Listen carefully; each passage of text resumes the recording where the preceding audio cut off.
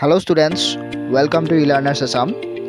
Today we are going to read a very interesting prose piece, The Portrait of a Lady, written by Khuswant Singh from class 11 textbook Hornbill. Before going to read the chapter, let's talk about the author. It is written by Khuswant Singh.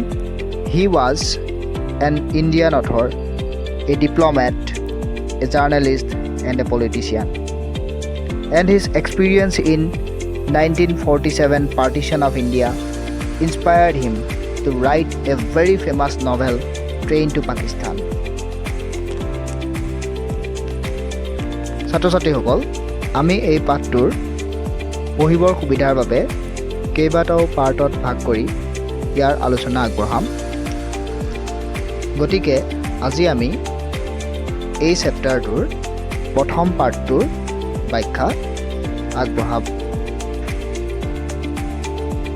এই প্ৰথম পাৰ্টত আমি first 3টা paragraph cover কৰিম। গতিকে পলম নকৰি আমি পাঠটোৰ ব্যাখ্যাৰ দিশে আগবাঢ়ো। My grandmother, like everybody's grandmother, was an old woman. মোৰ আইতা সকলো আইতাৰ দৰে, সকলো মানুহৰ আইতাৰ দৰে এগৰাকী বয়সীয়াল বৃদ্ধা মহিলা। এই চেপ্টাৰটো ষ্টাৰ্ট কৰাৰ আগতেই আৰু কেইটামান কথা মই কৈ লওঁ যে এই পাঠটোত খুছৱান্ত সিঙে তেওঁৰ আইতাকৰ লগত হোৱা কিছুমান অভিজ্ঞতাৰ বিষয়ে ব্যাখ্যা কৰিছে, যিটো ফালৰ পৰা এই পাঠটি আমি অটোবায়োগ্ৰাফিকেল বা আত্মজীৱনীমূলক লেখা বুলি ক'ব পাৰোঁ। প্ৰথম লাইনটোতে আমাক ৰাইটাৰে কৈছে যে তেওঁ গ্ৰেণ্ডমাদাৰ বা আইতাক বাকী সকলোৰে আইতাকৰ দৰে এগৰাকী বৃদ্ধা মহিলা। Next line, She had been old and wrinkled for the 20 years that I had known her. তেওঁ বুঢ়াই হৈ আছে আৰু তেওঁৰ মুখখনত সেই বয়সৰ ছাপ পৰি আছে। ৰিংকলড মানে হৈছে বয়সৰ ছাপ পৰি সুতুৰা মুচুৰা হৈ থকা ছালবিলাক যে সুতুৰা মুচুৰা হৈ যায় সেইবিলাক। আৰু যোৱা 20 বছৰ ধৰি মই তেওঁক একেটা চিনেৰে দেখি আছোঁ। People said that she had once been young and pretty and had even had a husband, but that was hard to believe. মানুহে কয় যে সময়ত আইতা গাভৰু আছিল আৰু ধুনীয়া আছিল আৰু এজন গিৰিয়েক আছিল, কিন্তু সেই কথা বিশ্বাস কৰিবলৈ টান। My grandfather's portrait hung above the mantelpiece in the drawing room. মোৰ গ্ৰেণ্ডফাদাৰৰ বা ককা দেউতাৰ এখন ছবি ড্ৰয়িং ৰুমৰ মেণ্টেলপিচটোৰ ওপৰত ওলমি আছে। মেণ্টেলপিচ মানে হৈছে এই ঘৰৰ ভিতৰত থকা জুইশালৰ ওপৰ অংশ। কিছুমান ঘৰত জুইশাল থাকে ঘৰৰ ভিতৰতে, সেই জুইশালৰ ওপৰৰ অংশ পকাকৈ বনাই থোৱা থাকে, সেই অংশটোক মেণ্টেলপিচ বুলি কোৱা হয়। He wore a big turban and loose fitting clothes. সেই ছবিখনত ককায়ে এটা ডাঙৰ টাৰ্বান লগাই আছিল বা ডাঙৰ এটা পাগুৰি লগাই আছিল আৰু কিছুমান লুজ ফিটিং ক্লথছ পিন্ধি আছিল, কাপোৰ পিন্ধি আছিল লুজ ফিটিং, যেনে পাঞ্জাবী কুৰ্তা পাইজামা তেনেকুৱা dress. His long white beard covered the best part of his chest and he looked at least 100 years old. তেওঁৰ দীঘল সেই বগা দাঢ়িবিলাকে বুকুৰ বেছিভাগ অংশলৈকে ঢাকি ৰাখিছিল আৰু তেওঁক অতি কমেও 100 বছৰীয়া যেন লাগিছিল। He did not look the sort of a person who would have a wife or children. তেওঁক দেখাত কেতিয়াও এনেকুৱা নালাগে যে তেওঁৰ কোনোবা ঘৈণীয়েক আছিল বা তেওঁৰ ল'ৰা ছোৱালী আছিল। He looked as if he could only have lots and lots of grandchildren. কিন্তু ককাজনক দেখিলে এনেকুৱা লাগিছিল যে তেওঁৰ অকল বহুতো যেন নাতি নাতিনীহে আছিল। তেওঁৰ ঘৈণীয়েক বা পুতেক জীয়েক থকাৰ কথাটো ভাবিবই নোৱাৰি। ককাজন ইমানেই বুঢ়া আছিল যে তেওঁৰ লগত নাতি নাতিনী থকা বুলিহে বিশ্বাস কৰিব বা ভাবিব পৰা গৈছিল। As for my grandmother being young and pretty, the thought was almost revolting. আৰু ঠিক সেইদৰে মোৰ আইতাৰ ক্ষেত্ৰতো তেওঁ যে সময়ত গাভৰু আছিল বা ধুনীয়া আছিল সেই কথাটো ভাবিলেই মনটোৱে বিদ্ৰোহ কৰি উঠিছিল মানে মনে মানি ল'ব বিচৰা নাছিল সেই চিন্তাটো মনটোৱে মানি ল'ব বিচৰা নাছিল She often told us of the games she used to play as a child আইতাই আমাক তেওঁ সৰু হৈ থাকোঁতে খেলা খেলবোৰৰ বিষয়ে কৈছিল That seemed quite absurd and undignified on her part and we treated it like the fables of the prophets she used to tell us আৰু তেওঁ যে সেই খেলবিলাকৰ কথা কৈছিল সেইবিলাক একেবাৰে আচহুৱা লাগিছিল তেওঁ যে কৈছিল খেল খেলিছিলোঁ বুলি সেই কথাটো শুনিলে বৰ আচহুৱা লাগিছিল আৰু তেওঁৰ ক্ষেত্ৰত একেবাৰে মিল খোৱা নাছিল বা তেওঁৰ লগত মানে এই কথাটো ধাৰণাটো একেবাৰে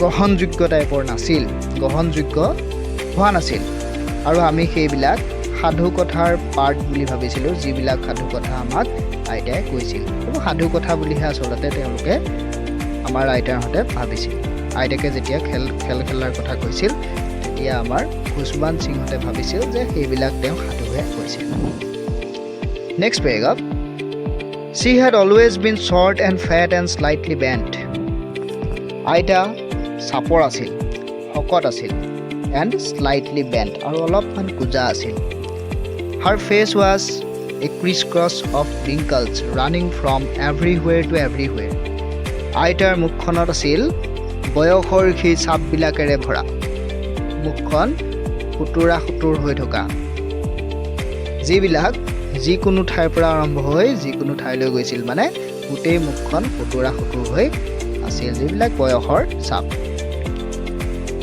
No, we were certain she had always been as we had known her নাই এই কথা নিশ্চিত যে এই কথাত আমি নিশ্চিত যে আমি তেওঁক যেনেকুৱা বৃদ্ধা হিচাপে দেখিছোঁ তেওঁ সদায় তেনেকুৱাই হৈ আছিল Old, so terribly old that she could not have grown older and had stayed at the same age for 20 years আইতা ইমানেই বয়সীয়াল আছিল ইমানেই বৃদ্ধা আছিল যে তেওঁ আৰু বয়স বাঢ়িবৰ কাৰণে কোনো কথাই নাছিল আৰু তেওঁ সেই একেটা বয়সতেই বা একেটা চেহেৰাতেই যোৱা 20 বছৰ ধৰি আছিল যিমান বছৰৰ পৰা আইতাকক আমাৰ খুছবান সিং বা ৰাইটাৰজনে চিনি পাইছিল ইমান দিনৰ পৰা একেটা চেহেৰাতে দেখিছে She could never have been pretty but she was always beautiful আইতা কেতিয়াও বহুত মৰম লগা মোহনীয় আছিল বুলি ক'ব নোৱাৰি কিন্তু আইতা সদায় বহুত ধুনীয়া আছিল মানে আইতাক যেতিয়া লেখকে আইতাকৰ কথা ভাবে তেওঁ যে এসময়ত বহুত ধুনীয়া এগৰাকী মানুহ আছিল সেই কথাটো ভাবিবই পৰা নাছিল কিন্তু এইটো কথা নিশ্চিত যে আইতাক হিচাপে যিটো সৌন্দৰ্য বা যিটো বিউটি থাকিব লাগে সেইটো আইতাকৰ গাত আছিল এগৰাকী বৃদ্ধা মহিলা যিমান ধুনীয়া সেই ধুনীয়া বৃদ্ধা মহিলা এগৰাকী কিন্তু আইতাক আছিল She hobbled about the house in spotless white with one hand resting on her waist to balance her stoop and the other telling the beats of her rosary.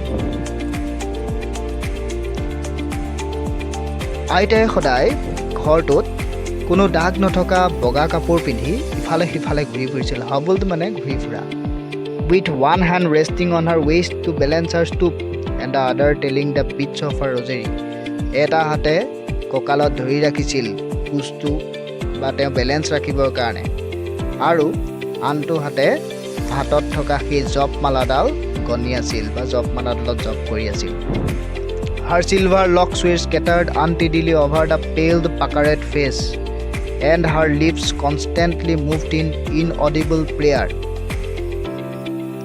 তেওঁৰ সিলভাৰ লক্স বিলাক বা সেই ৰূপালী চুলিবিলাক লক্স মানে চুলি যিবিলাক মুখত ইফালে সিফালে পৰি আছিল পেল পাকাৰেড ফেচ স্কেটাৰ্ড মানে খিচৰিত হৈ থকা কোনো চিজিল নোহোৱাকৈ তেওঁৰ সেই পেল হেতা পৰা পুতুৰা মুখখনৰ ওপৰত ইফালে সিফালে এনেই অচিজিলভাৱে পৰি আছিল আৰু তেওঁৰ মুখখন অনবৰতে ভালদৰে শুনা নোপোৱা প্ৰেয়াৰ গাইড আছিল মুখখনেৰে Yes, she was beautiful. হয় তেওঁ ধুনীয়া আছিল She was like the winter landscape in the mountains, an expanse of pure white serenity, breathing peace and contentment.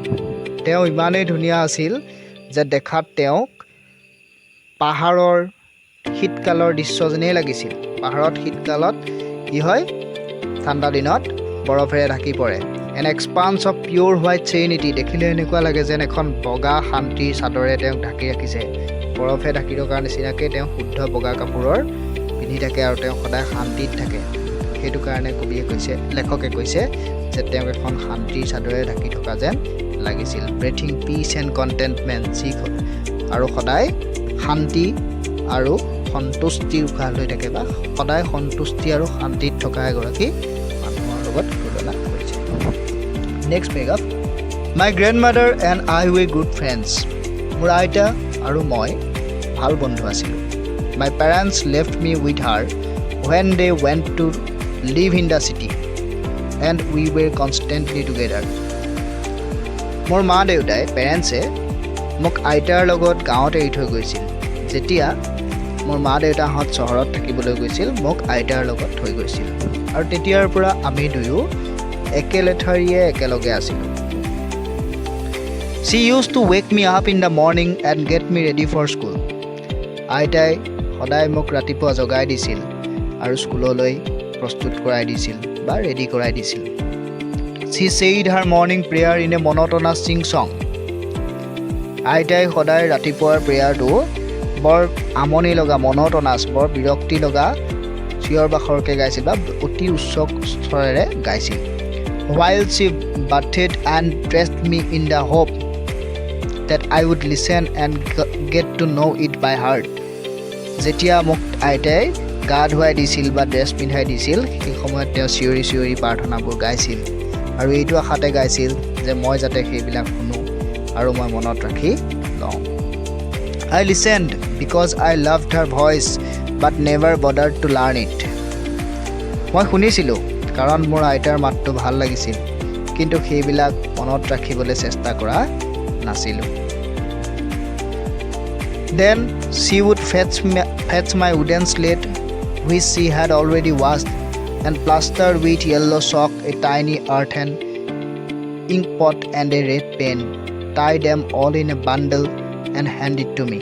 তাৰপিছত আইতাই মোক সেই কাঠৰ স্লেটখন, কাঠৰ ফলিখন আনি দিছিল যিখন আইতাই ইতিমধ্যে চাফা কৰি থৈছিল আৰু তাতে এটুকুৰা প্লাষ্টাৰ্ড উইথ য়েল্ল' চক, এটুকুৰা হালধীয়া চক দিছিল আৰু এইটো এটা সৰু অকণমানি চিয়াঁহী দোৱাত আৰু এটা ৰঙা পেন দিছিল আৰু এই সকলোবোৰ তেওঁ একেলগে এটা বাণ্ডল কৰি বান্ধি বা একেলগ কৰি বান্ধি মোৰ হাতত দি দিছিল, মানে স্কুললৈ যাবলৈ তেওঁক ৰেডি কৰি বস্তুকেইটা দি দিছিল।